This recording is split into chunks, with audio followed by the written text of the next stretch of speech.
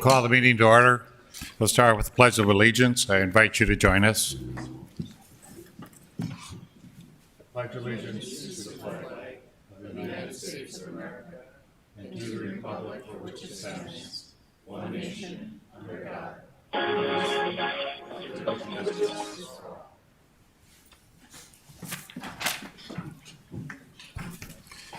Roll call, please. Kolpak? Here. Pepcorn? Here. Preston? Here. Strand? Here. Mahoney? Here. The library. The annual summer reading challenge starts June 5th and runs through August 26th. This year's theme is All Together Now, and the participants are encouraged to read daily to complete challenges, earn badges, and win prizes. Participation is free and registration can be done by visiting the Fargo Library DOT, beanstalk.dot.org. The Fargo History Hunt is back for 2023, and participants can learn about the 12 historic buildings in downtown Fargo. Maps will be available at all 3 library locations starting June 5th. The summer puzzle competition will be June 10th at the downtown main library at 1 p.m. Space is limited and pre-registration is required. Teams of adults, teens, families are encouraged to register online for this free event. Prizes will be awarded. Planning. The U.S. Census has released the 2022 population estimates for the cities, and the 2022 population estimated for Fargo is 131,444. That's an increase of 1,934, up from the estimate 129,510 estimate for 2021. The Fargo Police Department recently signed the 30 by 30 initiative pledge that will help improve the representation and experiences of women in law enforcement. The goal of 30 by 30 initiative is to increase the representation of women in police recruit classes to 30% by 2030 and to ensure the department is intentionally supporting the success of qualified women officers throughout their career. The Fargo Police Department is proud to be one of the 297 organizations nationwide to commit to the initiative and will be the first municipality in North Dakota, South Dakota, and Montana to commit to this pledge. Here is a video with more information about the initiative. The 30 by 30 initiative is a national initiative to increase the percentage representation of women in law enforcement. Specifically, the goal is to have 30% women in police recruiting classes by the year 2030. One of our values at the Fargo Police Department is diversity, and so adding more diverse candidates, i.e. females, will be really good for us. You know, females have a tendency to think a little bit differently than males, and I think that's something that's really beneficial to law enforcement as we move forward. Women in law enforcement, they've been underrepresented for many decades. The national average is 12%. Currently we're at 16%, which is a little bit above the average, but certainly not where we would like to be. It's important in all the departments in the city of Fargo to have more of a reflection of the community. We're very proud that the city of Fargo will be going in this direction. It's a step in the direction we need to move to increase the diversity in our community, and we feel this is on the forefront of the city of Fargo's police force. There's about 2 decades worth of research that looks at differences between men and women in policing, and they have found that women are less likely to use force. In fact, women tend to use de-escalation skills to neutralize situations that can be volatile. Women are also less likely to receive citizen complaints and also less likely to be named in lawsuits filed by citizens. I think just by virtue of that, they use a number of different skill sets in terms of communication to help de-escalate situations. Those positive things help improve the overall organizational culture as well. That spreads with other officers as well, especially when we have people, female officers who are training new officers. I also think too that when you have women as part of an organization such as policing, that there's an old saying that if you can see it, you can be it. And with having more women representative, it becomes more normalized. We are the largest agency in North Dakota, and I think it's important that we lead the way by signing on to the pledge, setting an example for others to follow. And it's really not just for our department, but really for our profession. It's, I think, a big necessity.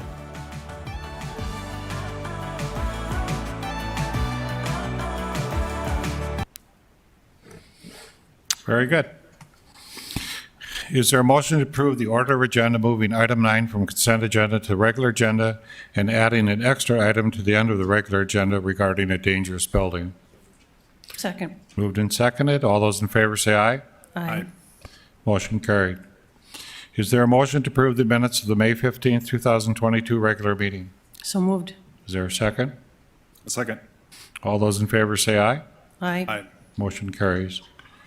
Consent agenda. Is there a motion to approve the consent items 1 through 33, excluding item 9, which has been moved to the regular agenda?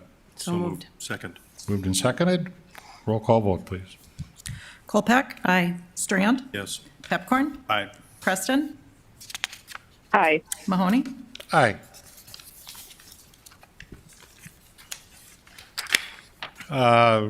Resident comments. We have Wes Villame, who's going to be virtual today. Wes, can you hear us now? Yes, sir. Okay, you're on your 2.3 pound count. Go ahead. All right. Wes Philome, he, him, his pronouns. I want to apologize for not being able to be there today. I'm currently at work and I'm on my lunch break, but obviously, and most importantly is, city commission meetings and what goes on in our city is extremely important to me. I am having a really hard time regarding the parking ramp. It's something that's sitting at the forefront of my mind, being that our city of former Commissioner Gehrig is anywhere near on point. We're looking at spending upwards of $30 million in taxpayer dollars. As we look across our country, we can clearly see that government spending is something that definitely needs to be reined in, not just nationally, but even locally in our city of Fargo, where our bond rating has been downgraded multiple times over the last several years. The thing that I am struggling with is understanding, one, why we would have sold a parking garage downtown 2 years ago for $9.6 million, just to look at sinking 3 times the amount into another parking ramp less than 200 yards away several years later. I am wondering, what parking studies might have been done recently to justify taking this kind of a severe action. And I guess, additionally, my last question would be, I'm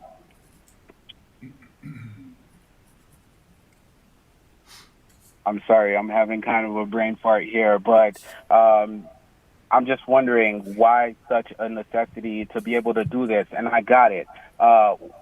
Who have we reached out to? How can we spend this kind of money? And has there been any surveys done to the public? Has anyone, any engagement, any flyers sent out? Has anyone reached out to the people of Fargo to say, is this something you want us to do with your money? Because this is a lot of money that you guys are going to possibly spend. And I think that people should have more of a say when this kind of money is going to be spent, as you all are stewards of the taxes that we spend. And so I'm just wondering what those details are. I know that I won't get an answer through public comment, so I will be submitting those questions directly to the city of Fargo to get answered so that I can then go ahead and share that with the community. All right, thank you for your time. Thank you. Go to public input opportunity, public hearings. Application for Class H alcoholic beverage license for Royal Buffet. Royal Buffet to be located at 1620 32 2nd Avenue South. Number 500, Steve Sprague to explain. We're a couple of minutes early, Mayor, on the public hearing. Is there going to be a lot of argument on this? I can delay that, Steve. I can go to, we've got so many public hearings today. As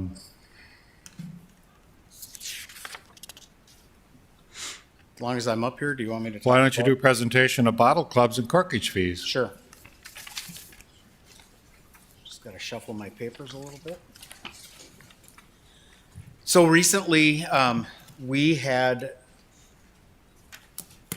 a retailer come to the city with a question on it was actually on donating wine for charity events. And through the conversation that we had with the city attorney's office and myself and the retailer, the thing that came out that we weren't aware of was wine being donated, but then being consumed on the premise. And so through our discussion, we determined that that was not a legal action. The consuming of alcohol that has been brought forward, and then we also discovered that there were some facilities that were charging a fee to open the wine, and so that's where the term corkage fee comes from. We made a presentation to the Liquor Control Board about this. The donating the wine and then consuming it on premise is basically, it's acting like a bottle club, and that's prohibited in North Dakota Century Code 50110. And so at Liquor Control, it was suggested that we bring this forward to the City Commission, just to have this public awareness availability. And so I don't know if there's any questions on that, about how that works. So basically, just to really boil it down in a nutshell, wine that's consumed on a licensed premise needs to be purchased from the licensee. Can the person who has the bottle does not finish it, can they cork it and take it home? Yes, so if you go to a restaurant and you buy a bottle of wine to consume and you have a couple glasses, but you have half the bottle left, that's allowed in Fargo Municipal Code and also State Code, that it can be recorked and then sent home with the patron. So if you wanted a bottle club, you would have to change state law, is that the issue? Yes, the state law currently is very explicit. Like I said, in 50110, bottle clubs are prohibited. Any person operating an establishment whereby persons are allowed to bring in their own alcoholic beverage on the premise, and then it goes on to say some additional verbiage, but it's guilty of a Class B misdemeanor. Okay. Mr. Kolpeck, you want? No. Any comments by any of the commissioners? Questions? Well, let's see, you got 40 seconds. Can you talk about the Green Dot training program, please? Yes, very excited about that. We've had a number of discussions at Liquor Control about de-escalation training. It was brought up in the video clip here about the female officers, use de-escalation as a method to, interact with people. And so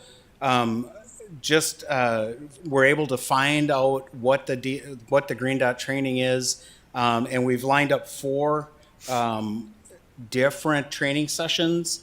All of them are going to be at Fargo Cass Public Health from 2 to 3:30 in the Oak Room. We've got July 19th, August 15th, September 20th, October 26th, and I just found out recently that June 1st, this week here over at Sky Commons, is during the same timeline. And so it's de-escalation training, and so it's just to help you interact with somebody that may be having some type of an issue. So we are glad that we were able to locate something and bring that forward. And again, mentioned this at Liquor Control, and they requested that we bring this forward just kind of for that public presence. So anybody can attend? Yes, it's open to the public, and it is no charge. Okay. So, Now we'll go back to the public agenda, if we could. And you were going to talk to us about change of license here. yep. for So the first Royal one. Buffet. Yep, the first one you introduced was the Royal Buffet, and this is they're requesting a Class F alcoholic beverage license, which is full alcohol, requires food sales that exceed the alcohol sales, and there is not a bar allowed. So this is an existing business that has been operating for quite some time as a restaurant, and now they want to have this amenity added to their menu. And so it's gone through our background check, and it does come to you with a recommendation of approval. Is there anyone present who wishes to speak to this application? Anyone present who wishes to speak? I'll close the public hearing. Do I have a motion? I'll make the motion. Is there a second? Any discussion? Roll call vote, please. Pepcorn? Aye. Kolpeck? Aye. Preston? Aye. Strand? Yes. Mahoney? Aye. Application for Class F alcoholic beverage license for Lovely Grill, doing Lovely Grill to be located at 1324 25th Avenue South. Steve Sprague to explain. Yes, Commissioner, so this is the location where, oh gosh, now I've Cajun. Cajun Cafe. Thank you very much. Used to be, and so she has opened up her business there, and I think we've got our alphabet a little bit backwards. This one is for a Class H, and so it's for a beer only, and then it's the same provisions as the other one. So food sales must exceed alcohol sales. Services just at table or booth. No bar is allowed. And it does. We've gone through our background check, and it comes to you with a recommendation of approval. Anyone present who wishes to speak to this application? It is an H rather than a G. Anybody Rather than F. Yep. Anyone who wishes to speak? If not, I close the public hearing. Do I have a motion? I'll make the motion. Is there a second? Moved and seconded. I'll second it, but then I have a question. Go ahead. So, Steve, what was distributed with the agenda, the 2 licenses were turned around? That is correct. So this is an 8? That is correct. This one should have been an H, and She's wondering if the buffet So is can wrong. can I clarify the motion Is the then that was buffet made on H as well? on the other one? sure, that would be appropriate to correct that one. So the buffet is correct. It's an H as well. She's just wondering if you got the G and H confused. We do have them confused, so I am so sorry about this. Okay. We'll finish a vote on this. We'll go back and fix the other one. Thank you, Commissioner Preston. Okay. Okay, roll call vote on this one. Pepcorn? Aye. Preston? Aye. Kolpak? Aye. Strand? Yes. Mahoney? Aye. Can I have a motion on item 35 to application for a G license? So moved. Is there a second? Second. Discussion, questions? Roll call vote, please. Kolpak? Aye. Pepcorn? Aye. Preston? Sorry. Aye. I'm still confused, but I think it aye. should, sorry, I think it should be an F license, Right. not a G license. F license. Yeah. Okay, yeah. this alphabetic soup gets a little Yeah, I'm confusing, sorry but, about that. so can I have a change? Who made the motion to make it to an F license? Friendly, yes, change F. And the Approved. seconder as well? I'll second it. Dave, second that? So F license. Yes, sir. Okay, roll call vote. Kolpak? Aye. Pepcorn? Aye. Preston? Aye. Strand? Yes. Mahoney? Aye. Thank you. I'll get our A's and B's next time right. F and G's. Public hearing on Community Development Block Grant Investment Partnership Programs 2023 HUD Plan Action Plan Draft, proposed activities for 2023, and a proposed amendment for 2021 HUD Action Plan. Tree Brassett to talk about it? Yeah. Thank you. Good evening, Mayor and City Commissioners, members of the public. I'm here to introduce item 37, which is a public hearing only, so no action will be required on this item. Final consideration when we are looking for a vote will be at the June 12th City Commission meeting.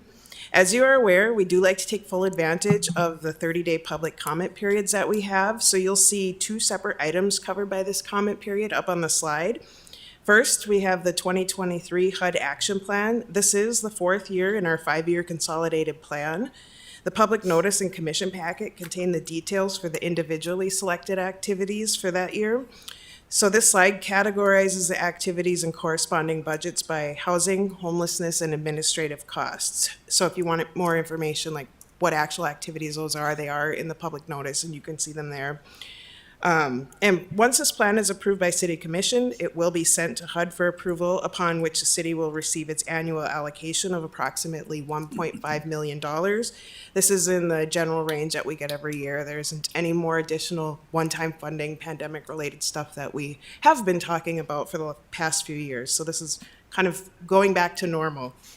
As we do every year, we had an application process in January and a public input meeting in March. The selected activities have been in a public comment period since May 11th. So far, we have received no comments, which isn't unusual. We usually don't. And just to know, we do include notices in the form on the city website and email those on our community development mailing list, which does include about 100 different organizations in our community that may be eligible for these funds. Through our application process, we had a total of 8 proposals, 3 of which were selected. We also have a funding category for the city's homeless operations through public health. The proposals that were not selected could potentially be ideal projects in the near future or the next 5-year plan. Those focused on food, daycare, adult care, public facility rehab, and a school playground. So just a quick rundown of the 2023 activities. We have approximately $1.2 million for affordable housing development and related blight removal in the core neighborhoods. Just to note, some of those locations are identified in the memo and the public notice. Others will come back to City Commission and the public comment as they're identified. And most of this work will be done by our Community Land Trust, Habitat for Humanity, and Beyond Shelter. The next category includes $125,000 for the homeless operations through the public health. So that's mostly for the Downtown Engagement Center. And then $209,000 for city administrative costs to operate the HUD programs, and almost $27,000 for contingency, which either gets used for things that come up or gets reallocated into the following year's budget. So the other item that you see on the right hand of this screen is for an amendment to the Faith for Hope rehab project that the city completed last year. We assisted with funds to rehab a building for youth programming. This amendment expands programming to all ages because the facility is also being used as a community center and offering adult programming that is eligible for our HUD funds.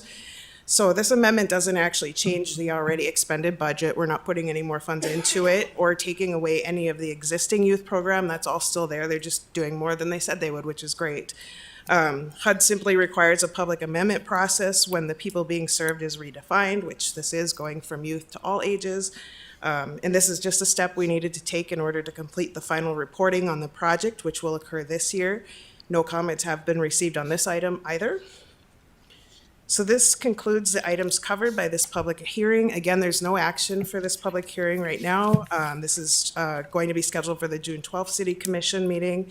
And we will be in a public comment period until June 9th. And I've included our contact information up on this slide if anybody wishes to submit any public comments on these items.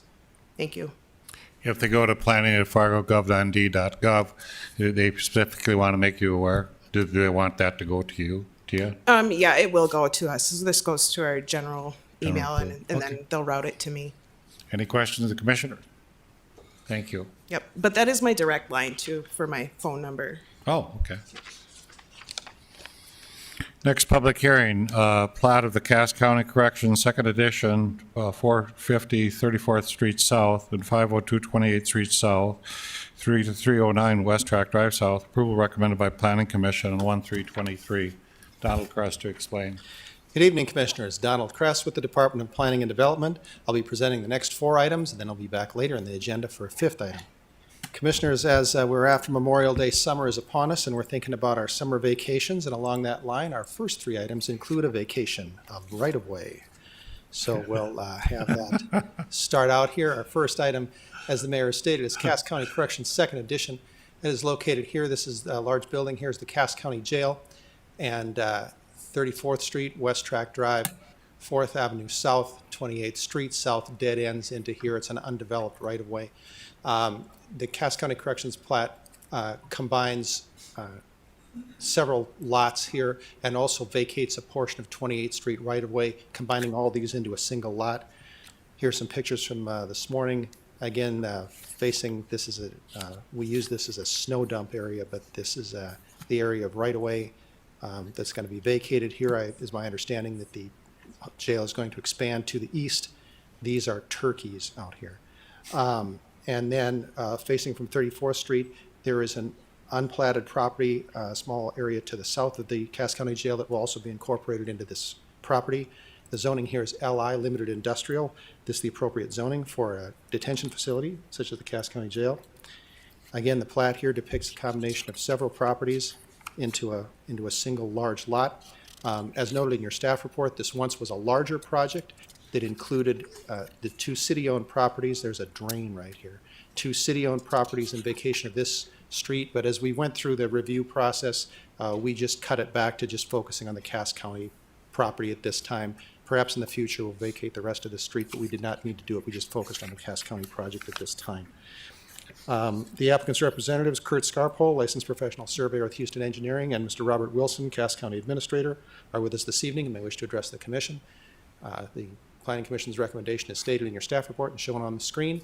Just to note here, all these vacations are subject to or are regulated by North Dakota Century Code Chapter 4039. It's not something that's in our ordinance, so we always have that notation on these two. Thank you, Commissioners. That concludes staff's presentation. Does anybody wish to speak to this application? I assume you do, Robert Wilson. Mr. Mayor, members of the commission, thank you very much for considering this evening. No specific update other than we have had the pre-construction meeting with our contractors and look to get underway very quickly. Happy to answer any questions you may have on the project. When is it anticipated the new expansion of the jail will be open? Initially, with our architects, we were planning on a 2-year build time, and on this again, the pre-construction meeting last week, a number of the contractors said that that might be an overly generous time frame, so we may be completed and available sooner than previously expected, and I think that was good news to everybody involved when I heard that conversation. And I have a feeling there are probably other agencies around the county that would be happy to hear that as well. Yeah, I saw the police chief nodding his head. Yep, thank you very much. Is there anybody else present who wishes to speak to this? Not, I close the public hearing. Do I have a motion? So moved. Is there a second? Second. Second, any discussion? I didn't realize the city had some lots around there too. We were having a discussion where the dispatch center went, so that's good to know. Roll call vote, please. Kolpak? Aye. Pepcorn? Aye. Preston? Aye. Strand? Yes. Mahoney? Aye.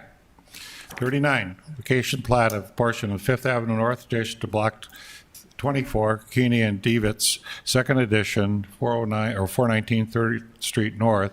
Approval recommended by Planning Commission. Donald Crest to explain. Yes, sir. Thank you. This property here, City Hall is off the photograph right down here. This is 2nd Street and the railroad overpass. This is a narrow strip of property of this large right-of-way for Fifth Avenue North. It was never developed as a street. The railroad has been in there since the 1880s. It was never developed as a street. This small area here is being vacated. It will become a part of the property to the south, which is being developed as River House. This is an older picture, as you see out when you go out the side here. It's the north side. It's being developed. It will become part of that property just to be used for access. It is similar to, this is the old Fargo Public Schools District office, how this property here, which is also vacated part of Fifth Avenue North. This is what the property looks like here today, building under construction, and this area between the fence and the building is the area in question. And then this is just looking along the railroad. This is what's left of the railroad right-of-way. So, we just took a small piece out of this, did not go to the center line of the right-of-way, just looking down the railroad there for you, looking east. The zoning is DMU, downtown mixed use, which is the appropriate zoning for that building. Plat here just shows the area to be vacated. 0.169 acres, a small area there. We do retain an access easement. Again, just a vacation of right-of-way on this plat. The Planning Commission's recommendation is stated in your staff report and shown on the screen. Thank you, Commissioners. That concludes our presentation. Is there anyone present who wishes to speak to the vacation plat? Anybody wishes to speak? If not, I'll call the public hearing. Do I have a motion? So moved. Is there a second? Second. Any discussion? Roll call vote, please. Strand? Yes. Kolpak? Aye. Pepcorn? Aye. Preston? Aye. Mahoney? Aye. Item 40, plat of the Belt Lock Addition, 1722 2nd Avenue North. Approval recommended by Planning Commission. Donald Crest to explain. Yes, sir. Thank you. The Betlock addition here is located at 722 2nd Street North. This is an area we don't really see a lot of new development in. This is Elephant Park here, or Percy Godwin Park. 18th Avenue North, the VA hospital would be off to the side over here. The proposal here is to, as you see, this existing house, Mr. Betlock's the owner here, and he wishes to demolish this house and rebuild it. And his lot was sort of in an odd situation. We'll take a look at the site here first. Here's the house, and here's this very large right-of-way that's part of the 18th Avenue right-of-way. This is a public right-of-way here. This view here, Second Street is on that side. We're standing in the alley. This is about the width of the 6-foot area of vacation of this right-of-way proposed. The tree's about 14 feet from the property line, so that's about 6 feet. And this is, the zoning here is SR2, single dwelling residential. It will remain that. This property has an odd history because when it was originally platted in 1949, Second Street was proposed to go through Elephant Park to 19th Avenue. It's a little hard to see how that would happen due to the grade change. 1960, that was vacated and 18th Avenue was sort of bent around the curve of the park to go to the existing 18th Avenue here, but it changed the relationship of that lot to the street. So what had been just a side yard setback, which is fairly narrow, became a street side setback, which is much larger. And so the applicant wanted to rebuild a house on there and to be able to make that work. He asked if a portion of that could be vacated so he could have the appropriate street side setback. That's explained in detail in Mr. Garcia's staff report to you. And we supported that proposed vacation. Here's the plat, again showing the lot and the vacated 6-foot strip there, 6 by 130 feet. That'll just be incorporated into the lot. And the applicant's representative, Mr. Michael Betlock, is with us this evening. May wish to address the commission. Planning Commission's recommendation is stated in your staff report shown on the screen. That concludes staff's presentation. Thank you. Is there anyone present who wishes to speak to the commission in regards to this plat vacation? Anyone present wishes to speak?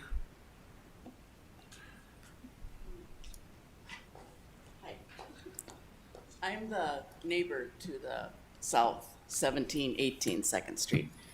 I've known the original owner he just moved out. He lived there all of his life. He said that road was constructed, the construction company just made it because they didn't want to go around the block to the south to get to the 3rd Street houses that they were building. So they just made that street for them to have a shortcut. So all these years, whatever, 70, almost 70 years. Yes. Mr. Brown is his name, has been taking care of that land, mowing it, fertilizing it, watering it.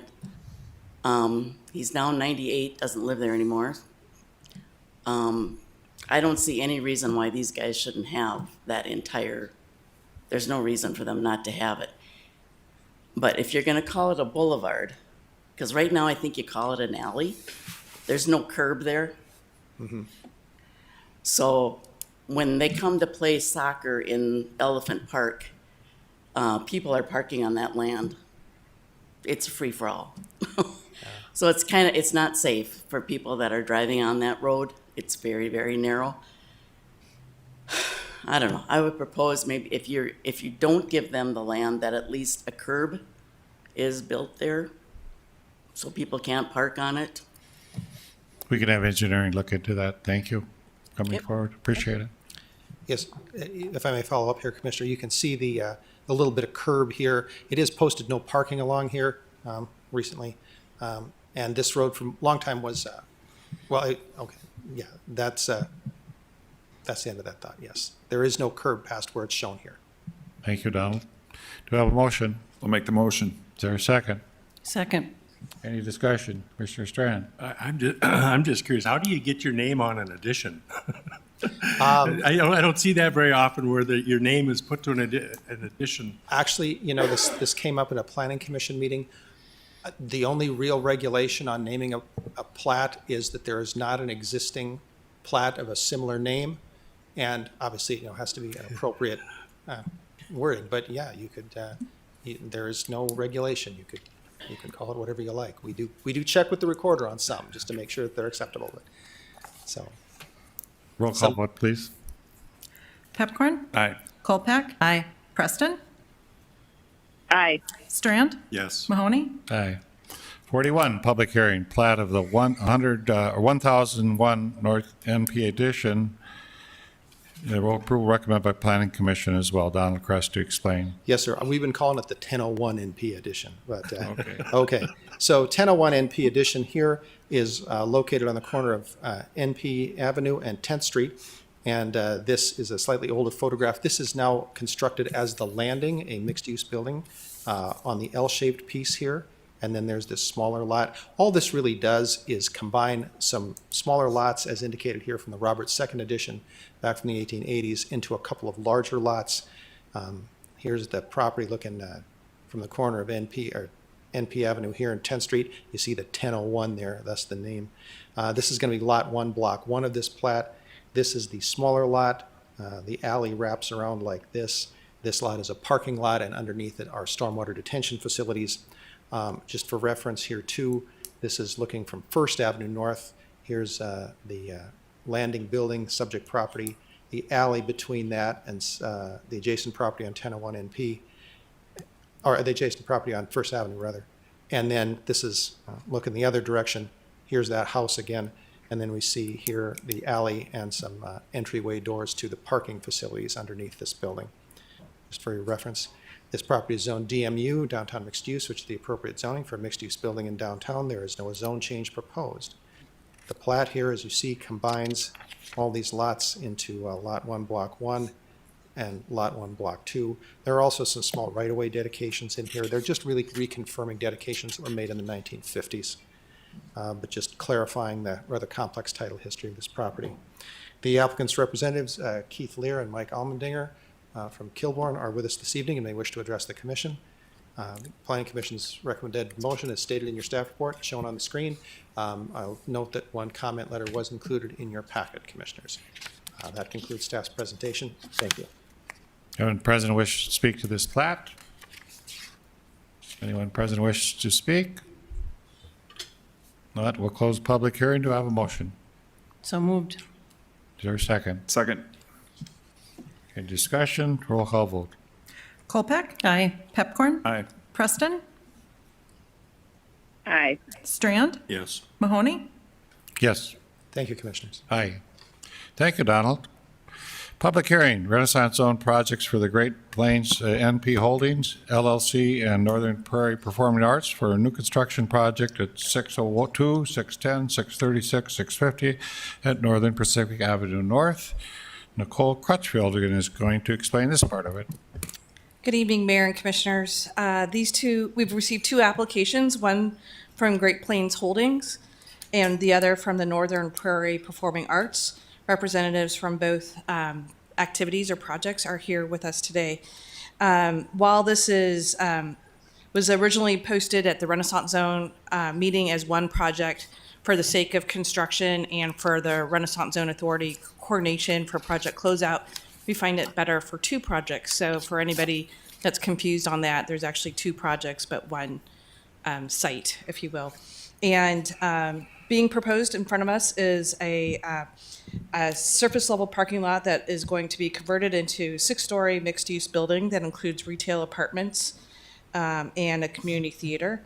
The public parking ramp is also planned, but it's just to be clear, it's not part of the Renaissance Zone Authority. It's just the private entities that are applying for their portion of the project as part of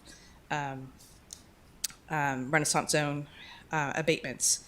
The applicants include an investment of approximately $36 million for the residential and commercial and another $10 million for the theater.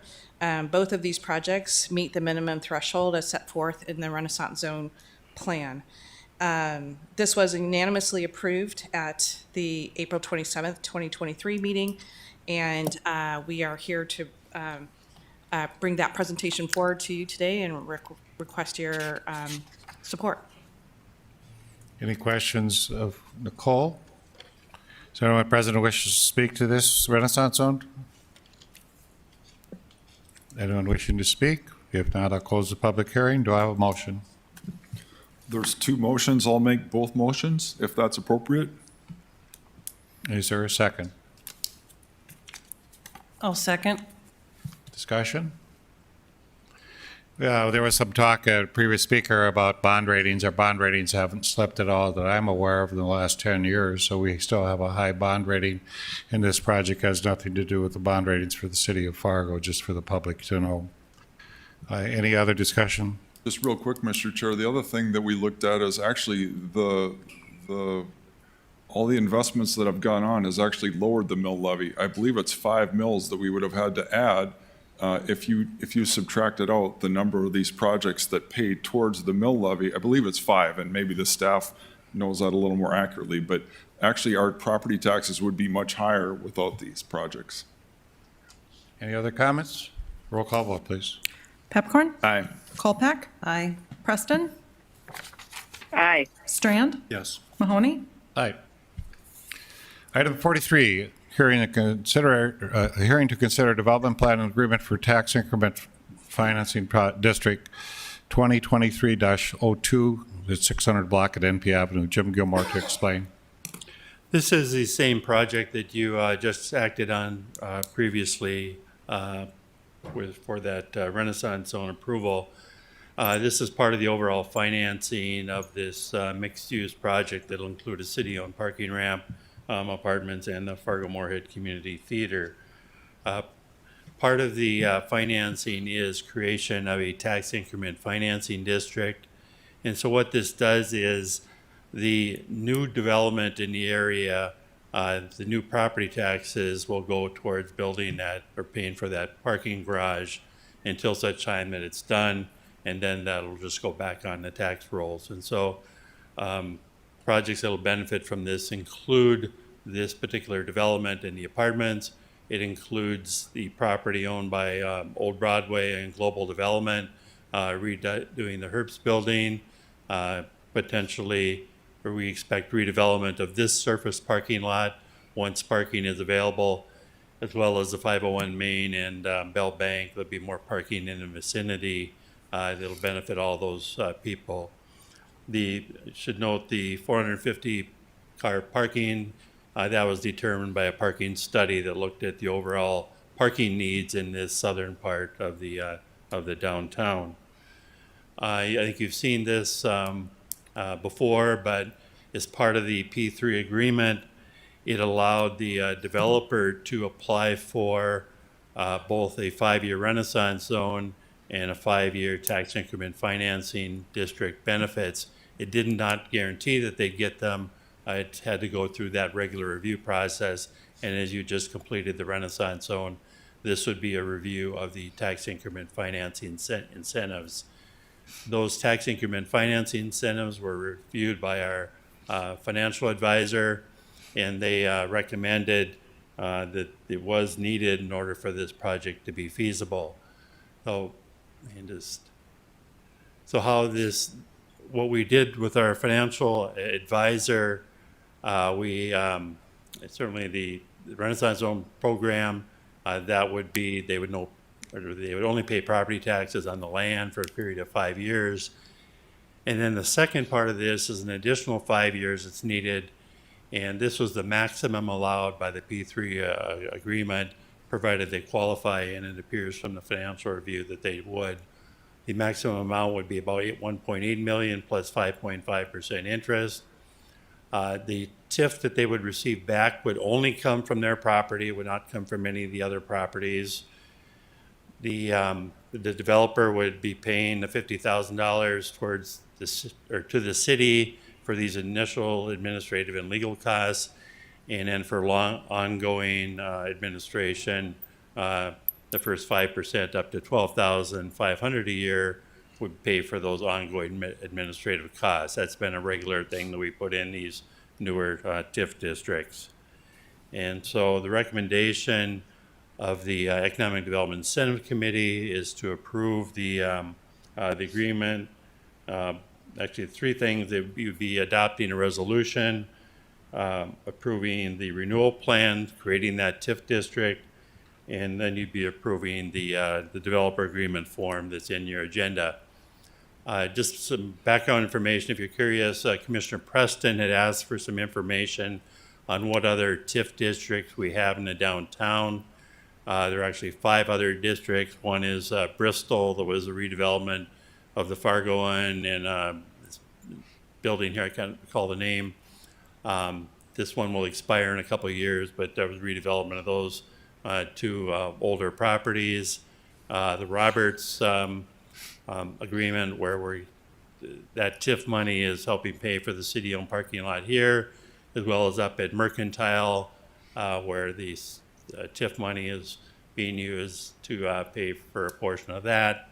And then the Block 9 agreement, where TIF money coming from this development paid in part for this parking ramp. To the extent there's a shortfall, the developer is paying for any shortfall that the TIF can't cover, and then ultimately the developer owns that parking facility. The other large TIF district downtown is, of course, the Riverfront TIF district, and I won't get into all the details on that. I think in a future meeting we'll give you an update on how that's going. So anyway, the recommended motion is to approve the resolution adopting a renewal plan and an amendment to the development agreement with Great Plains NP Holdings. That's an amendment to that P3 agreement that would provide these TIF funds to the developer for this particular project. Be happy to answer any questions. Is there one present wishes to address the city commission regarding the TIF? Are they wanting to speak to this action? I close the public hearing. Do I have a motion? I'll make the motion. Is there a second? I'll second. Any discussion? Mr. Chairman? Yeah, if I could ask a question. Commissioner This is Preston? Arlette. Yep. So the other concern I had that I communicated to Jim, we're getting further and further into this project, which I have no trouble with the TIF and the renewal plan, but I'm concerned about our side of it being the parking ramp, and I think that's what Mr. Filame was concerned about is the parking ramp. Now, and I had understood, and Jim, if you want to communicate this a little bit more clearly, but if the cost of the parking ramp is over $20 million, or the interest rate for the bonds to actually build it is over 7%, then we're going to have to relook at the parking ramp. Can you give us what is the current interest rate going right now for bonds that we're possibly going to issue? I mean, right now they're probably a little below 6%. We think that sort of on the safe side, when we issue these in a few months, they could be 6.5%. And so right now it appears, unless there's a large spike in interest rates, it will be below 7%. I don't have the details on construction costs, but I believe what Kilbourne has been indicated to me is that this is tracking below 20 million, the preliminary bids that they're starting to receive. So things are moving along fairly well, and so I think we're going to be within those parameters. If we're not, then then the agreement really stops until you would either agree to pay more, scale the project back, or make some other modifications to the agreement. Does that satisfy your question? Yeah, thank you. I think the other element that's forgotten about in the discussion is that there's a amount of payment for parking in the parking ramp that will generate revenue. So when the City of Fargo City Hall is built, we don't get any revenue. We don't have any revenue source, but the parking garage does. Yeah, that's important. The whole financial plan on this is that the parking fund really pays for itself. So the costs are going to be from new TIF revenue that would not be there before. It's going to be revenue from this ramp, and it's going to be revenue from the other parking facilities that are already paid for, as well as the approximate $4 million balance. So. Thank you, Jim. Mr. Chairman, if I could ask another question. Mr. Preston. So, Jim, I apologize. The last sentence that you just said, what is the balance of the parking fund right now? I think we're at about 2.5 million. There's $1 million transfer, from lost revenue via COVID that needs to happen, as well as that sale of 501 Main Avenue, about $500,000. So when that eventually sells, Does that answer your question? Yeah. Mm-hmm. Thank you. Okay. Any other discussion? Mr. Strand. Thank you. Jim, I was cautious when this discussion surfaced at first, in that my hopes were that we'd have a more public process to invite the public and other developers to have a chance to bid on this project. But in that whole time, nobody stepped up, nobody said anything. I signaled to the community many times, I'd sure love to hear from anybody. I didn't hear from anybody. So in that light, could you tell us, how long has this been sitting there undeveloped? What's the history of it? I mean, just in a nutshell, so it's not like it's, I mean, that's important information to, I think, know in this longer story. Apologize, Commissioner Pepcorn, I forgot to bring that picture of the building being torn down in 1962 to make way for this parking lot. And so it goes back that far. You're going back 60 years. It's been a parking lot. Any other discussion? Roll call vote, please. Pepcorn? Aye. Kolpak? Aye. Preston? Aye. Strand? Yes. Mahoney? Aye. Jim, you're still up there about an extension now. Yes. Recommendation for an extension of the NP parking garage project. Jim Gilmore. Yeah, we've just include some of these contingencies. What the developer is requesting, and also the community theater, and I should say I think the city would also support about a 3-month extension, because originally we were really hoping to get into the ground in July, and there are just some things that the developer needs to finalize with pulling together their development work. We haven't completed our review of the developer's guarantee, as well as kind of lining up that final bonding.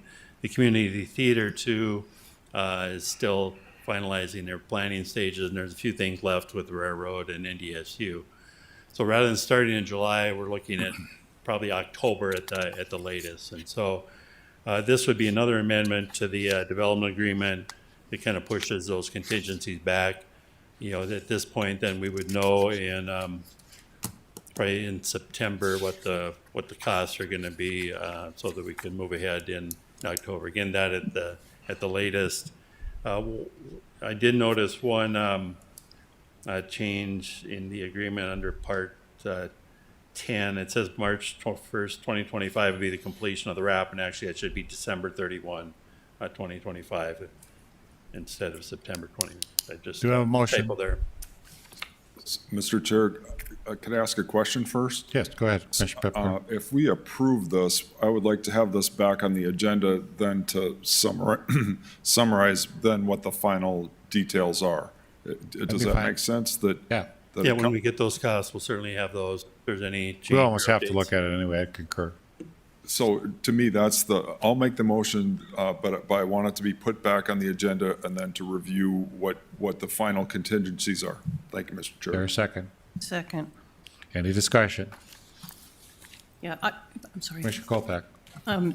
I'll just add and remind the community and thank, this is a unique arrangement because it includes not only nonprofit, but which is bringing millions of dollars to the project, but a public-private partnership. So, I appreciate that this has been a little piecemeal at times, but I know it's a unique arrangement. And so I would appreciate also receiving the final contingencies coming back to the commission. Thank you.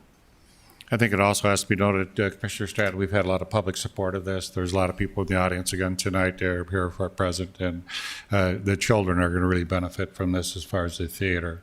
When we hear how much involvement the theater has and how many things do with the kids, I think this would be fantastic. But roll call vote, please. Pepcorn? Aye. Kolpak? Aye. Preston? Aye. Strand? Yes. Mahoney? Aye. Item 45, Donald Crest is going to come back up. Resolution of a part of the southwest quarter, Section 28, the southeast quarter of Section 29, the northeast corner of quarter, Section 32, the township 140 north range, 49 west of the 5th principal meridian, Cass County, North Dakota, containing approximately 80.8 acres, more or less, and set the date of hearing sufficiency of protest to July 10th, 2023. Donald Crest to explain. Yes, sir. Thank you. Good evening again, Commissioners. This is a city-initiated annexation. The subject property is located here along 19th Avenue, 57th Street North. This is Mid-America Steel, and here's the horse park down here as a reference. This property is largely owned by the Brand family, although there are a couple smaller property owners here, including the City of West Fargo and KLC Investments. Originally, there was a property just like here, like this area was proposed to be annexed. There is a proposed subdivision on that called the Veterans Industrial Park Veterans Industrial Park Addition, which is would be an industrially zoned property. Further discussion between the applicant, John Eunice of Eagle Ridge Development, and the owners determined they wanted to be part of the annexation as well. And then it became a city-initiated annexation because we need right-of-way outside of the property here. So that's, and then we already have the right-of-way here. Just a close-up of this, just to see where those streets are. And again, just a small piece of section 32 down here. That's why there's 3 different sections, because they're crossing a section line here. Just some views of the property here, a large open field, and then the 2 homesteads are behind this row of trees. This is looking southwest from the railroad, crossing at 57th. 19th Avenue North here, going the other side, and you'll see just along 57th there, that's going to be a part of the annexation. Future right-of-way for 57th Street North, expansion of that. The annexation plat is depicted there. Again, process-wise, what you would do if you would choose to go forward with it is to approve the resolution pursuant to North Dakota Century Code. We will advertise that resolution, and the resolution states, as the mayor also has stated, that the sufficiency of protests hearing would be held at this commission on the agenda for July 10th, 2023. We have talked to the other property owners. They are aware of this. So the recommended motion there would be to adopt the resolution as stated in your staff report and shown on the screen. Thank you, Commissioners. Thank you, Donald. Do you have a motion? So moved. Is there a second? Second. Moved and seconded. The protest will come later. People want to protest that, but the commission's making the motion to accept it. Yes, so that's correct. The actual hearing is the sufficiency of protests. You're correct. Any discussion? I do, Mayor. Commissioner Strand. Thank you. I'm just making a note. A couple questions, and maybe not germane to this particular decision. What's the status on specials out there next to and adjacent to and around the horse park? If I recall, that was a bubbling up, permeating issue. Commissioner Pipcorn might be able to explain that, because with the horse park, they had problems quite a lot with the specials, Commissioner Strand. And I guess my question is, will this impact this project? Will those specials be spread over this property? I just want to see the bigger picture. That's a good question, and I'm not prepared to answer that, so I apologize. But I think we'd like to have a little more specifics about that, because it's a big deal. So good question, but I don't want to answer it incorrectly. And my next question, Mayor, if I might, is if this is is this going to be considered agricultural land, and is there a specials deferral coming then because it's ag? Good questions. Brenda Derrick may have the answers. So 19th Avenue is complete. And so there are deferrals associated with 19th Avenue because that land was not inside the city limits. So by bringing it in, that land to the north, and platting it, that will bring those deferrals back on the property. Now, the very small section here underneath the hatch, that's a farmstead, that is going to stay a farmstead, and they have asked to continue that deferral. But the rest of the properties will have specials now because it's platted. Correct, because we'll be annexing and platting, and that is a trigger for those specials to come on. So then that will bring those 19th Avenue North specials onto those properties. And will the horse park get any more specials than they've already got? No, because the infrastructure is already in on 19th Avenue North. Does that answer, John? It does. I just mostly am concerned about what this means for the long term for specials and who's paying and who's off the hook and who's on the hook. Well, what's happening is that industrial starts starting to develop, so this is typically what happens, and we defer for a while for them to get their property up and do the things they want to do. But once I've kind of requested to come into that, you can see Mid-America Steel now, that's where they sit, and they've done very well. And it seems more and more interest on that 19th Avenue corridor now. It seemed developed, so. Any other discussion? Roll call vote, please. Kolpak? Aye. Pepcorn? Aye. Preston? Aye. Strand, Yes. Mahoney. Aye. Thank you, Commissioners. You guys want to continue, or do you want to get it legislative? The team, everybody okay? Diana, you okay? Yep. Okay.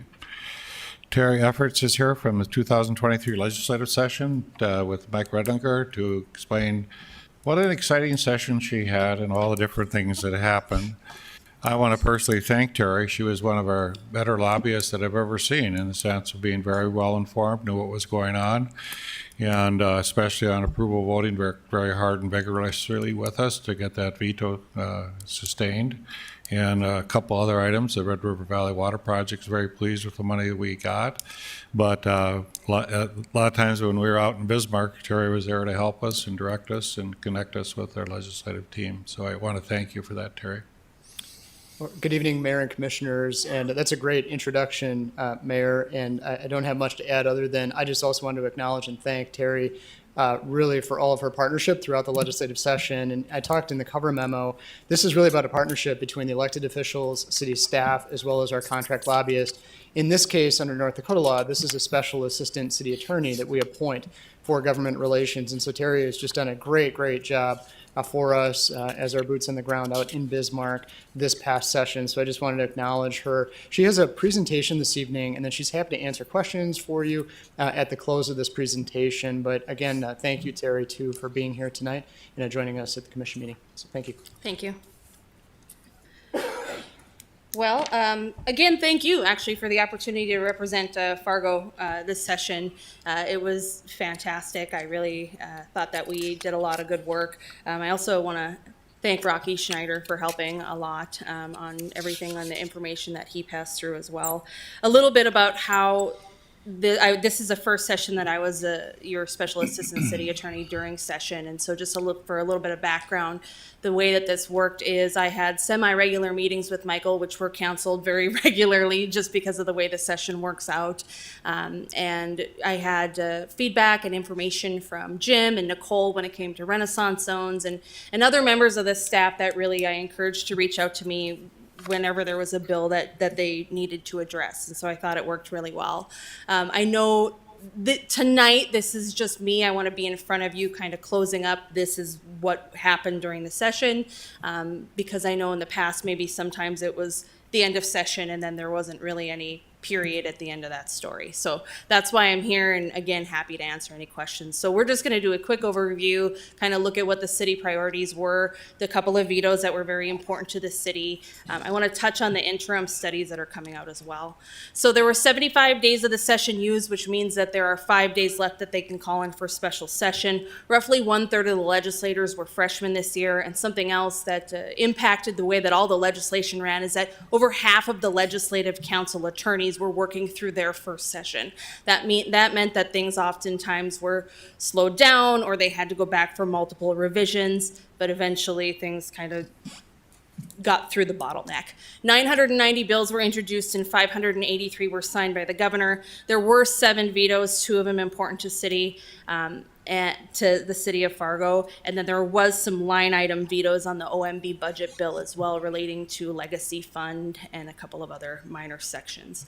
So I want to commend the city of Fargo for putting together a comprehensive list of what their legislative priorities were before session started. This made it a lot easier for me to go through and put on my tracking list approximately 120 bills that we watched of varying importance related to what the city had provided to me. And so this is just a quick look at kind of a synopsis of what the different departments and different areas sent to me and to everybody on the commission as well about what the priorities were. There's actually 2 pages here because there's quite a bit of it. So again, thank you to the city for preparing that and Administrator Redlinger specifically, because it makes my job a lot easier to go in there and say, here's what we need to look out for.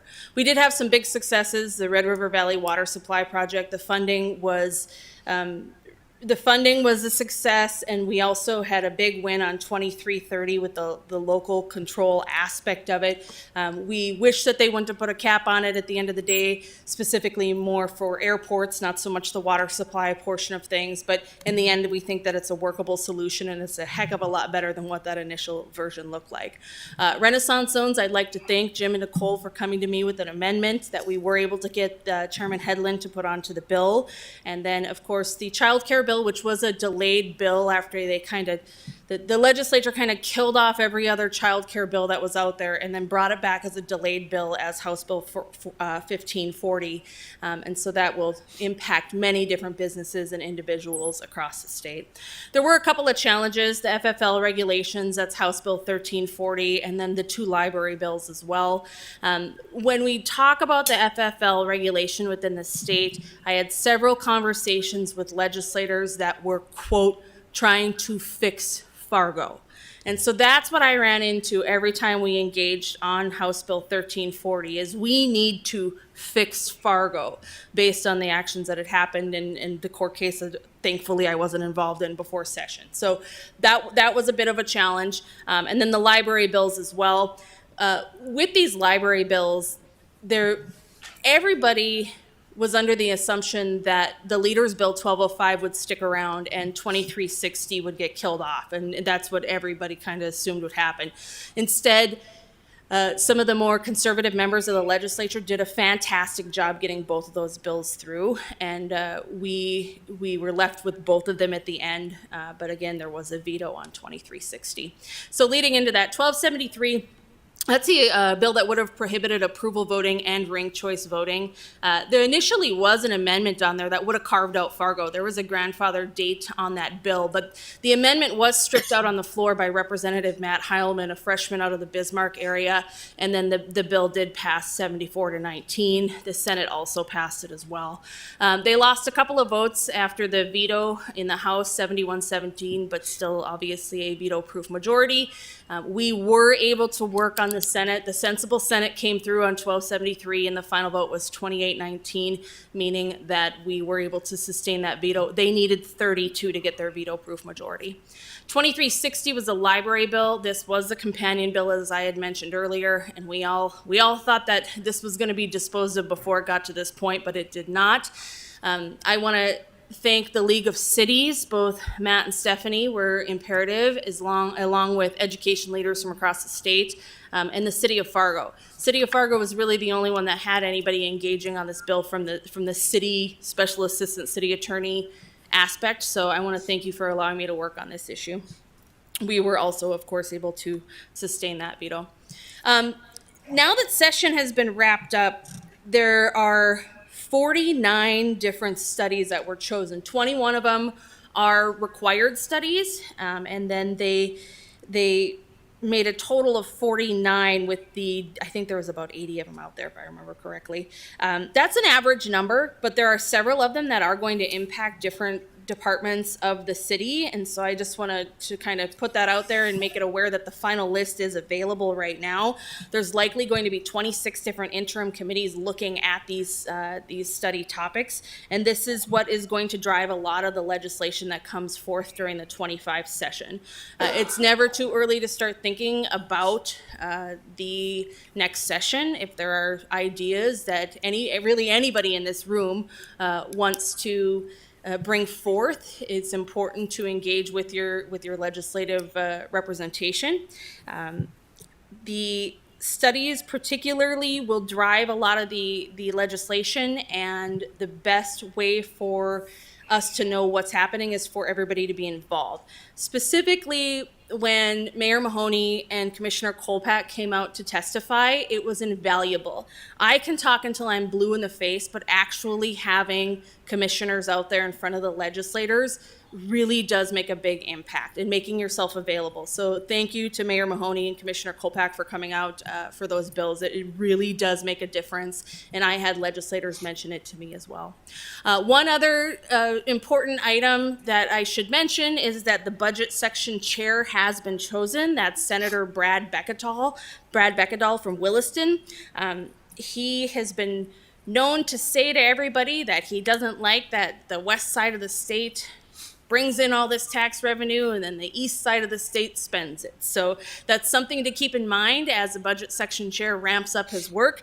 His vice chair is going to be Representative Don Vigasoff from Cooperstown. So just something I want to put out there in case there's anybody who's keeping an eye on it. With that, I'll answer any questions that anybody has. And again, thank you for allowing me to come out here and just do a quick wrap up of kind of what I saw on my side. I know you've talked to a lot of the legislators already and read a lot on specific bills, so I won't go into anything else unless there's questions. And Vigasaw is from the eastern part of the state, and he's a good friend of the city, yes. Excellent. Yeah, yes. Any questions to the Commissioner? Commissioner Strand? I don't so much have questions. I have editorial comment. You know, yes, North Dakota's done a great job financially. Yes, we've done a terrific job with our budget. We've done a good, an important, with tax revisions and so on. We've just done a great job in the state, thanks to oil money. But I'll say this very clearly. Until we get our people issues right, we're not done with our work.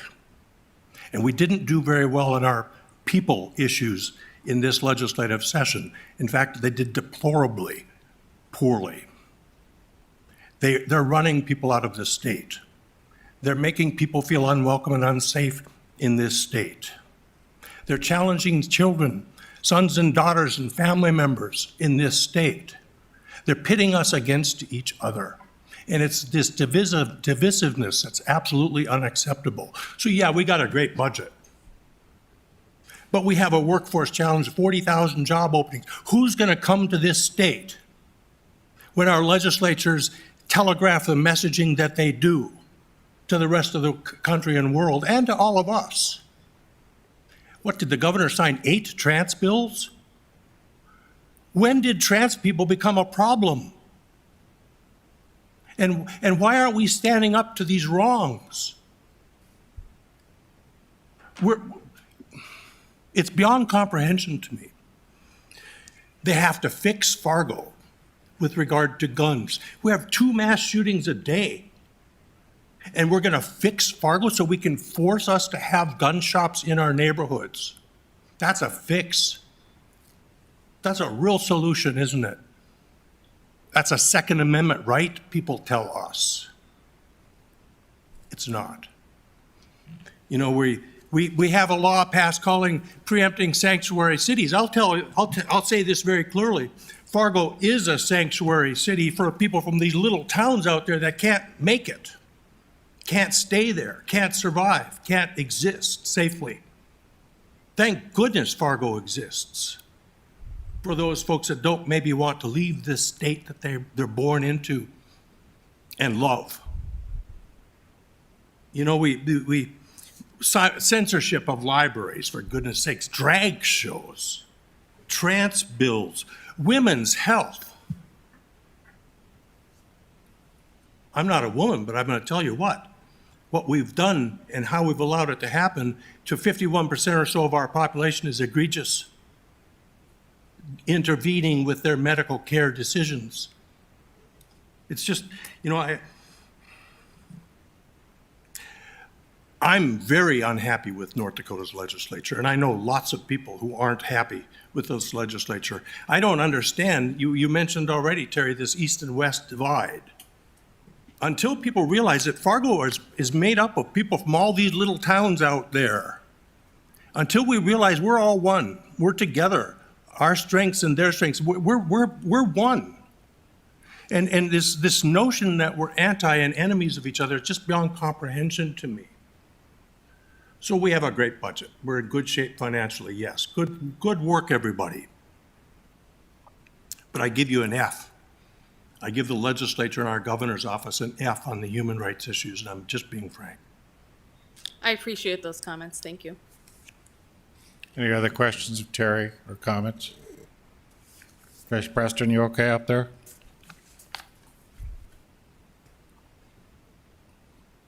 Thank you, Terry, for your comments. I'm still here. Thank you. You're welcome. Keep up the good work. Got to wait 2 years, I guess. Interim studies, okay. Michael Rediger is going to explain the noise and vibration study, RFP. Well, thank you, Mayor and Commissioners. I just have a few brief slides this evening, and I just want to acknowledge first, I'm here really on behalf of what has been set up as a new noise study committee, and we've got several people that are from around the organization. You'll see Captain Helmick from the police department, our auditor's office, finance office, planning and development, as well as environmental health within Fargo CAS Public Health. And so we've got a great committee put together, and we've been working very diligently on trying to move this issue forward. We really have a study goal that really came out of some of the concerns that were expressed in the downtown core about quality of life impacts and trying to address those issues. And so this noise study, we believe, will be really invaluable in trying to help us develop, I call it comprehensive and credible data. That is something that we've had a lot of anecdotes, we've had a lot of information, but we haven't necessarily had enough actionable information to think about modifications to city ordinances or to think about new regulations. So this will be really important data and information to gather as we talk about not only street performance, but as well just other downtown noise issues in general. The study outline is that outline right there on the map to the right. I'll kind of show you the specific area that we are kind of zooming in on in particular. These were the goals. I just talked about that. And really, probably most importantly, is that we want to make sure that anything that comes out of this study after we do our public outreach, after we talk to members of the public, as well as our downtown residents, that it can become incorporated into city ordinance so that it is, in fact, actionable. We did receive two proposals following our RFP process. Vennick Layson Associates and then the RSG Group, they partnered up with KLJ Engineering, a familiar name, in our market. So that were both very, very good proposals. I included the Vennick Layson proposal in your packet. This is just a summary of some of their technical attributes, some of their experiences. They've been in this business for a long, long time, since the late 1940s. So they're a post-World War II entity that has really had an extensive background and knowledge that they've developed over time on noise standards within the environment, as well as consulting, for cities, for development interests. And they've really also developed some interesting proprietary tools to try and model noise impacts. So taking a model or a snapshot of a neighborhood or a block, and then being able to extrapolate that data out to try better understand what may be happening 500 feet away, 1,000 feet away, 1,500 feet away from that source of the noise. So this modeling and this mapping we thought was really invaluable with the Vennick Layson proposal. These proposed in their response to really split their work into two phases to collect data, a pretty significant amount of work, but then also to analyze that data, come back, maybe collect some additional data if necessary, and then also have the ability to add on services. This would be at the client's discretion. If we said, after looking at some of the initial data that they collected, that we really thought that that was good, but we want to get more of it, or we want to go collect out of a specific neighborhood that was missed within the downtown core or a specific block, that we could do that and come back and make sure that that was incorporated into the final report. They've also, I think, really been able to demonstrate to us that they can meet our timeline to try to collect this data yet this year in the summer months, should the City Commission want to move forward in 2023 with this work. This is just a summary of the timeline of where we've really been at the first inception and the thought that we think we could try and improve the downtown noise conditions, and what we were doing initially back in the summer of 2022 and leading us all the way up to a present day. So I won't read all of those dates. But we really have a couple of options that we wanted to talk to the Commission about tonight. And again, I'm here on behalf of our entire committee. We do have a funding gap. We were able to identify about $10,000 of funds that were in the city budget in 2023. This was not a funded activity in 2023. So if we would like, we do one of two things. We can move forward with Vennick Layson now, work on a budget adjustment from reserves to get that work collected and get the data collected in 23. Or we can delay the work, still acknowledge that this is the firm that we want to work with, but then try kick this off in the summer of 2024. And so we wanted to come back to the Commission and have that conversation.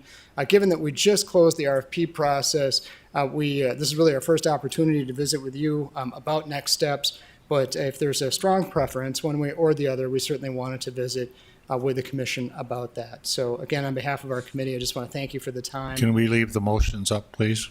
Yes. They just went off. Thank you. Yes. So the motions would simply be either option A, to move forward and approve a budget adjustment from 2023, and then option B would be to defer the study into 2024. We believe, and I should just note in conclusion, we believe that $40,000 and not to exceed would be sufficient. The total scope that you see in your packet is in the mid 30,000 range, 36,000. We believe 40,000 would cover any contingencies necessary to complete the work. Commissioner Strand, I move option A. is there a second? Second. Any discussion? Mr. Chair, I have a question. Mr. Chairman? Just a minute, Pepcorn first, and then I'll get you, Preston. Sorry. So my question is, I mean, other cities already have this experience, and so are we going to get examples of, obviously, we're not the only city that has this, and so can you talk a little bit about that, Mike, please? Yeah, I'd be happy to. Thank you, Commissioner Pepcorn. Yes, the thing that we were impressed with Venn Gleason is that they've got that experience drafting model ordinances and working with other cities. Actually, one of their reference letters was from the city of Beverly Hills, California. And so they've got this real deep expertise across the country. They're in this very kind of unique niche market where they just have this proprietary technology that we can't find that anyone has what they have. So yes, they've got the ability to help guide us and advise us about how to strengthen our ordinance, as well as the technical know-how to have the acoustical modeling equipment to come out. So you'll see in that scope of service, they actually come out, they do the work, they're going to move their equipment around. So it's a really kind of a fascinating thing to watch. So we're most impressed when we did some of their background and the referencing. We were really quite pleased with what they've been able to do in other communities. So it's a great question. Mr. Preston. Yeah, so Michael, I have two questions. Could you just explain, I had understood that this would be included in the budget. We were talking about this last summer. So number one, I'm wondering why it wasn't included in a budget. And then the second question is the noise ordinance different for the DMU versus what we just dealt with, oh my goodness, Jade Nelson, or Nielsen, the request to increase the number of performances right outside the DMU, why that wouldn't be included in this study? Sure. Thank you, Commissioner Preston. Let me start with your second question first. And when we were up talking about the amplified outdoor sound permits at the last meeting, we did create distinction about those two issues. And we treat those distinctly because that is in the regulated space of the noise ordinance, but in a different area slightly as it relates specifically to outdoor amplified sound. When you talk about this activity in the downtown core, it's both regulated by the existing noise ordinance family of ordinances, but it also is likely leaving a gap there as well. We believe that there are likely some model ordinances that exist that we're not aware of today that this study will help us identify. So to your question, yes, there could be some parallels, and I mentioned this when the conversation came up about the amplified outdoor large events, the concerts, that there could absolutely be some opportunity to try cross-apply some of that. So we would really view this as an opportunity to refresh the entire ordinance section together, but they really are distinct issues. On the first part of your question, you are correct. This was a discussion point last year. It simply did not make the budget for a variety of reasons. Funding limitations were a big concern. And then also trying to identify these vendors. We knew that we would have to go through an RFP process, and due to a couple of different delays, we didn't get to the RFP process until this year, so we waited on the timing for the funding until now. Just on the gap that exists in 2023, and the reason we're in front of the commission tonight as well, I was hoping to contribute some additional funds from the administration budget. However, we identified that Our budget has actually paid for some of the time for Dr. Schatz in our governance workshops. So that was going to be another backstop of revenue that I was going to try to contribute to this effort. So we, as I mentioned earlier, believe we have $10,000 that's liquid and available today. And we think that a $30,000 budget adjustment would help us complete the work if time was of the essence and we wanted to still complete it in 2023. And so I believe I addressed both of your questions there. If I missed one, please let me know. Is that, any other questions on that? Commissioner Preston, okay? Yeah, that's good. Thank you. Thank you. I'll ask kind of a simple question. They have all experience, they have great documentation in this. What if they just told us the model ordinance? We know there's going to be noise downtown. We know we got problems downtown. I know we're going to do a study to give us the data, but I could tell Chief Helmut could tell me that right now. It gets loud downtown sometimes. If our end point is we're searching for an ordinance, would we consider just asking for the answer rather than spending $50,000? That's a very fair question, Mayor. The thing that we don't really have today, and the thing that the study will give us, I think, and I go back to that point about credible data, we don't really have the ambient atmospheric noise level, the baseline noise level today. And so I think that we certainly want to address, the concerns that have been expressed by residents as well as our property owners. But I think we don't really even have a knowledge of what that is. We know what normal conversation is. We know what train horns sound like at certain decibels. But this vendor in particular thought you need to establish that baseline before getting to models, because an answer that might be right for Fargo might not be the right answer for Fort Collins or Fresno. And so it's just trying to customize the approach and the effort a little bit more directed to Fargo. So I presume what you're saying that is you might do the data now, we do an ordinance change, and we do data again in a year and see if it makes a difference. We sure could. That I think very much could be a part of an expanded scope if we would desire that. But I would say I think we definitely have the right firm that's got the acoustical modeling side of the equation as well as the policy guidance for ordinance development. We have motion number A up on the ballot to talk about. Any other comments? Commissioner Strand. Thank you. The only thing I'd like to add is time is of the essence here. I'd hate to lose a year. This downtown growth challenge we all face is just front burner. And to delay this would not be good for our people who live and work and play downtown. And that's a whole spectrum of people from one end to the other. So the sooner we can get a sense of our options going forward for the greater good of everyone, the sooner the better. Very good. Roll call vote, please. Strand? Yes. Kolpak? Aye. Pepcorn? Aye. Preston? Aye. Mahoney? Aye. Thank you. So ready to go on? Yeah. Okay. Item 50, recommendation to select the dumbbell interchange with a roundabout design for I-29 and 40th Avenue North interchange program. Jeremy Gordon to explain. All right, good evening, Mayor, Commissioners. Good to see you tonight. Hopefully I can lighten the mood up in here a little bit. We can talk about transportation in an interchange in the north part of town. I had a PowerPoint.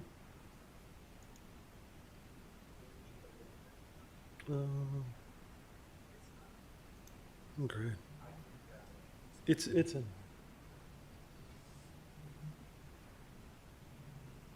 Come on, engineer.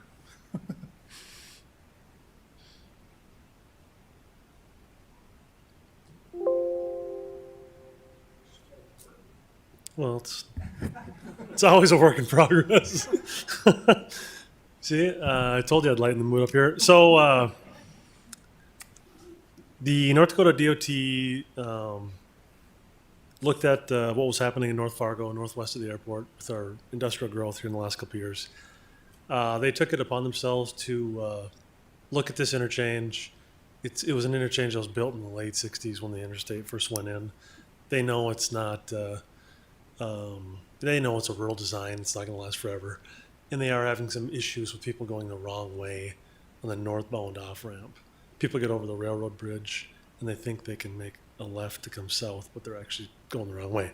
So having said all that, they did an RFP and they hired a consultant late last fall, early winter, to look at this interchange and just look at a feasibility analysis of what we could build there in the future, they and us as a team. So the North Dakota DOT Central Office led it. We're a partner along for the ride on the study. The purpose is to look at future interchange alternatives that address traffic, safety, environmental, and functional concerns. The next steps are really to pare down the interchange to one concept, to move it through the environmental document process and then design.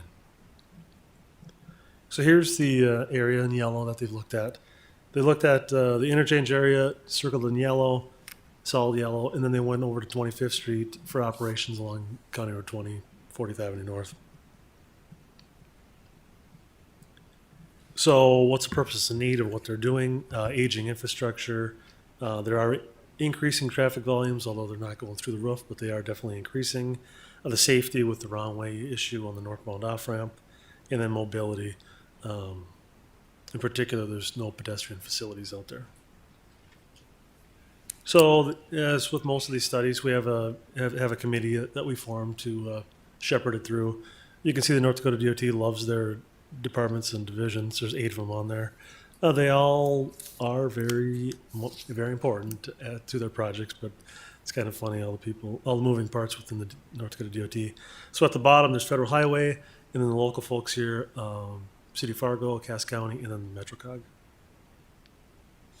So where are we in the schedule here? They started last December.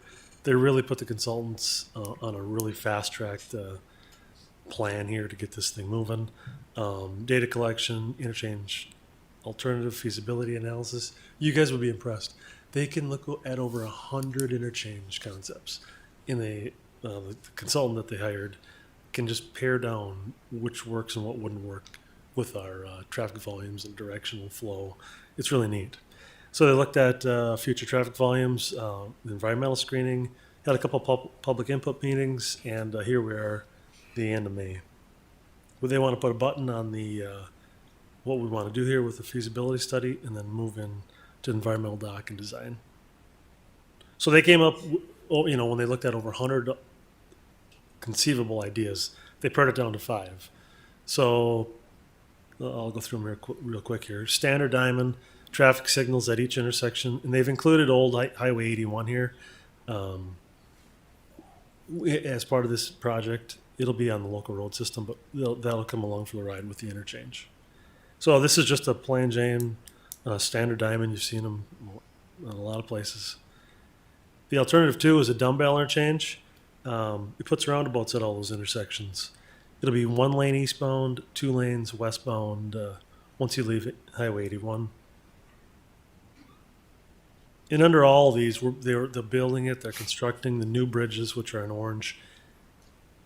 At the same time, the existing bridge is in operation. So there'll be, I think the traffic will always be on the avenue there during construction. So this is a diverging diamond. You'll see this over in Moorhead on 8th Street and I-94. It's the weave over the interstate. It includes traffic signals and then a traffic signal at Old 81. And then this one was actually pretty far-fetched for me even. It's the diverging diamond with roundabouts instead of traffic signals. So if you just take a look at the intersection in the middle, your eyes will start to go a little bit buggy. So you don't want to look at this too long. But this did rank very high. The crossover would be a yield sign, yield sign, and a roundabout with a yield sign, driving on the wrong side of the road. We thought this was, it's very functional, but it's very unique. And then the last one that they came up with is a partial cloverleaf, which we see basically all over town. One intersection would be just a standard intersection, and then the next one would have a loop to get the left turners out of the way so they can make a right-hand turn. So just like we did on Main Avenue downtown here, these are really neat. Green is good, red is bad, and yellow and orange are phases of good and bad. So alternative 1 through 5 are on the vertical column, and you can see alternative 2, the dumbbell, has the most greens. And then the second one would be alternative 3, the diverging diamond, like over in Moorhead. So the costs, they range from $28 million to about $34 million. The dumbbell is the one at 28, and the diverging diamond is at 34. I'm assuming these are in today's dollars. So with all that said, the two that came out, well, really one came out the best ranked, that's the dumbbell. And the second one, which wasn't too close, but the second one was the diverging diamond. So really the next steps are, there's a lot of mumbo jumbo through the DOT and the federal aid process, but we're about between the second and third paragraphs. They're putting all the comments from all those divisions, the county, us, and MetroCog. Ultimately, the deputy director of the DOT has the say in what they want to move forward. So that basically is the middle step. And then as soon as he makes a decision, then we'll be off and running on environmental doc and design for that interchange. Well, I will say they do not have a year penciled in for this. We are scheduled out through 27, so this project probably at the earliest would be 27 or 28. Any questions of Jeremy? Do I have a motion? I'll make the motion. Is there a second? Second. Any further discussion? Commissioner Kolpak? I have a question. Can you share what public comments we did hear at the two public meetings, if any? I didn't attend the public meetings. I didn't read anything. Brenda may have heard something, may not have heard something. Thank you. You'd be happy when you're not the chief engineer. You can just be assistant administrator and not have to make comments for Jeremy. Good evening, Mayor and Commissioners. I did attend the second public meeting that they had, and I think, generally what I heard, I don't know what their specific comments they've gotten since it was DOT-led, but the overall need of making the interchange a little more safe. But it was interesting, a few of the people I did visit with were in support of the dumbbell interchange. And so I thought that was really interesting. I visited with one of the adjacent property owners, and they thought it was a very innovative idea that would work well with all the truck traffic up there. Great. So, but overall, just making those safety improvements. Thank you. Very good. Any other comments? Roll call vote, please. Pepcorn? Aye. Strand? Yes. Kolpak? Aye. Preston?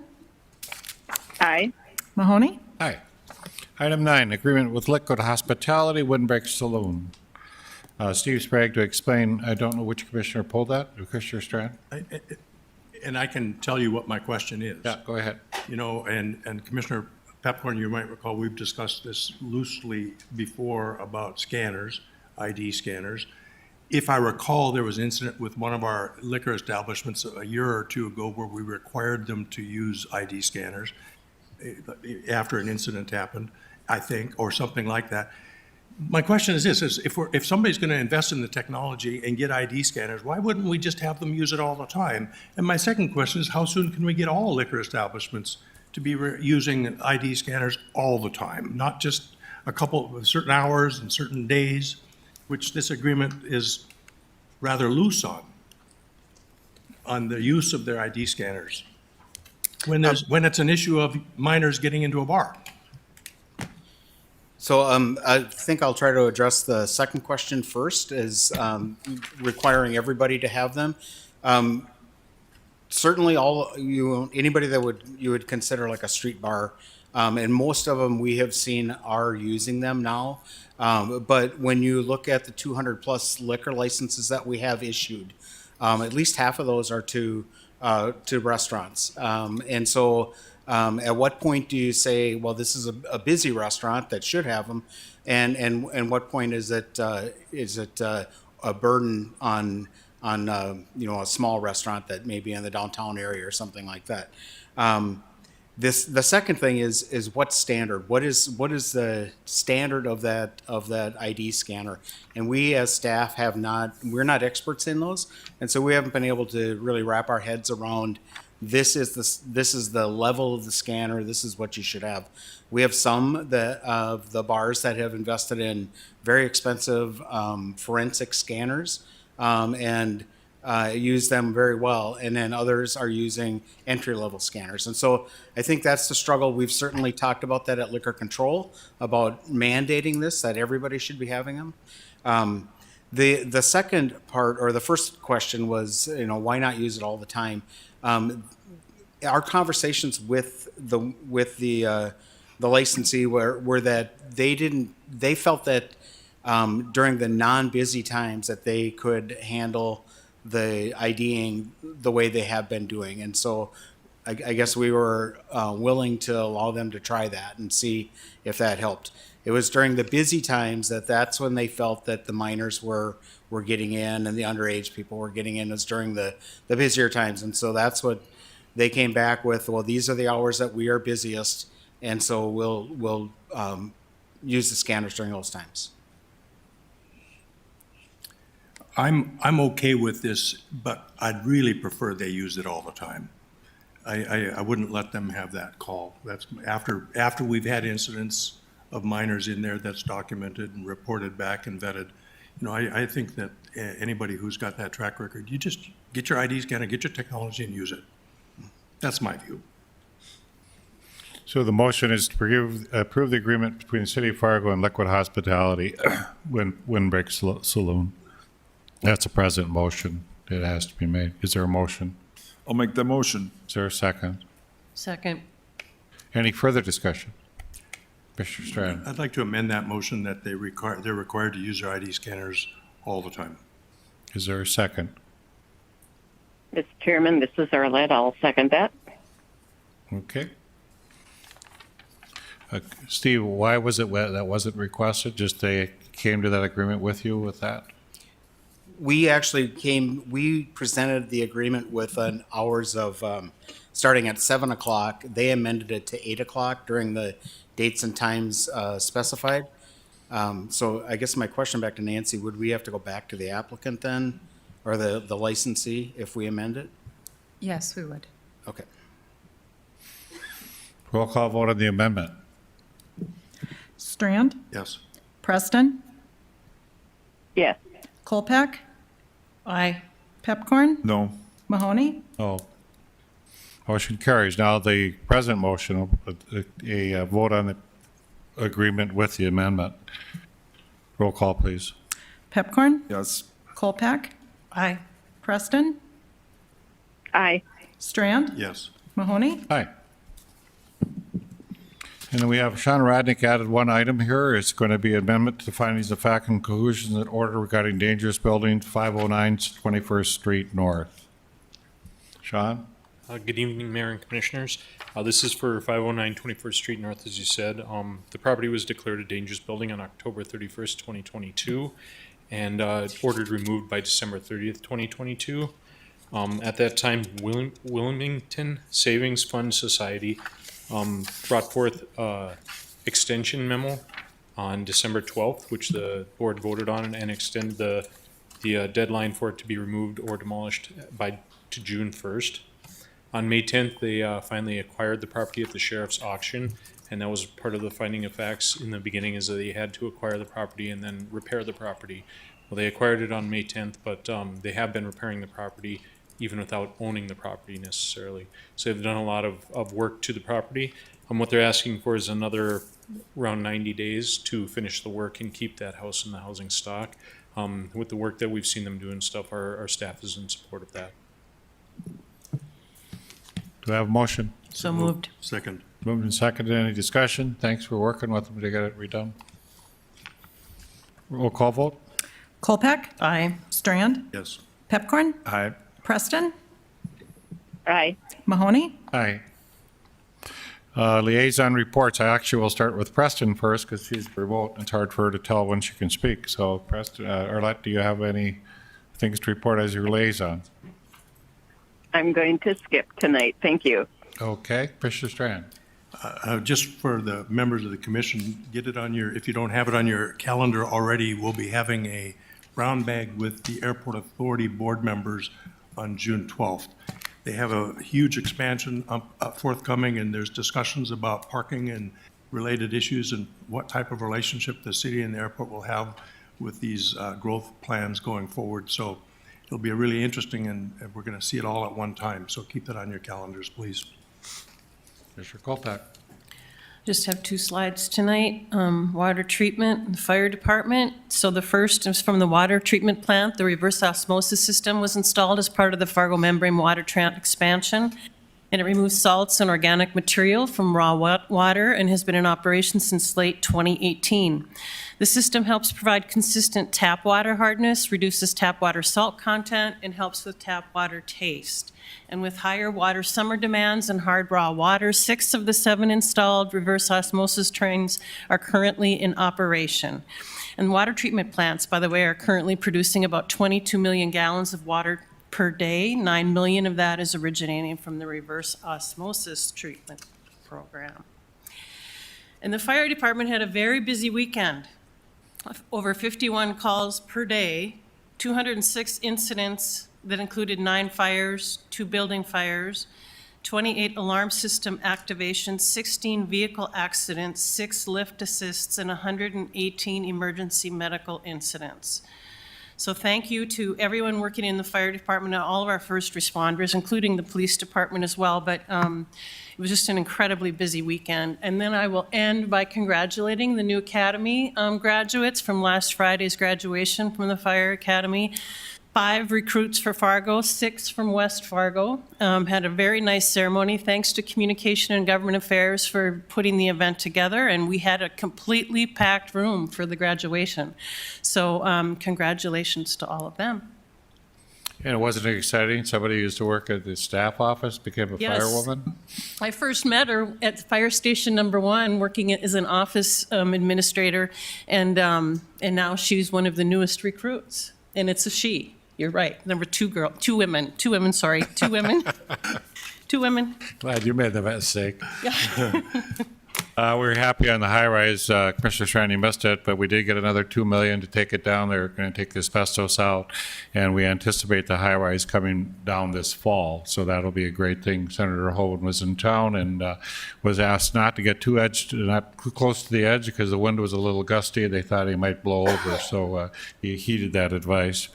The other thing is Public Works. You'll see them out there working. Ben, they're doing all sorts of crazy things, filling potholes, pumping out sewers, doing any variety of things. So if you see our trucks out working, give them birth so they can get by and do the things they need to do. But I see them all over the city, so it's great to see that work getting done. Commissioner Pepcorn. Can you give a motion to adjourn? Second. All those in favor say aye. We're adjourned. Thank you.